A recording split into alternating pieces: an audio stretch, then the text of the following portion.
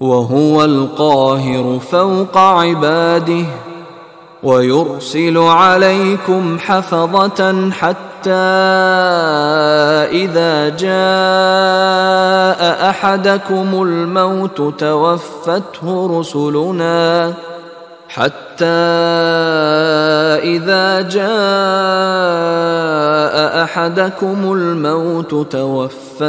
رسلنا وهم لا يفرطون وَهُوَ الْقَاهِرُ فَوْقَ عِبَادِهِ، اور وہ اپنے بندوں پر، یہ لفظ کئی مرتبہ آیا ہے اس صورت کے اندر، اللہ پوری طرح غالب ہے، قابو یافتہ ہے اپنے بندوں پر۔ وَيُرْسِلُ عَلَيْكُمْ حَفَظًا، اور وہ تم پر نگہبان بھیجتا رہتا ہے۔ ہر انسان کے ساتھ فرشتے باڈی گارڈ کی حیثیت سے موجود ہیں، اس لیے کہ جب تک اللہ نے اجل معین رکھی ہوئی ہے اس وقت تک تو زندہ رکھنا ہے۔ وہ زندہ رکھنے کے لیے حفظہ، حفاظت کرنے والے نگہبان،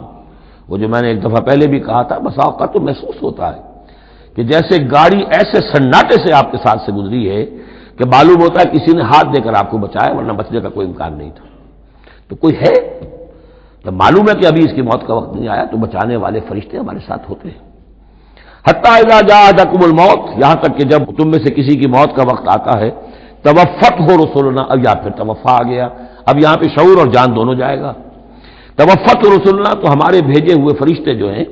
وہ اس کو قبضے میں لے لیتے ہیں، وہم لا یفرطون، اور اس میں کوئی کمی نہیں کرتے، کوئی کوتاہی نہیں کرتے، جو حکم آیا اور جب آیا۔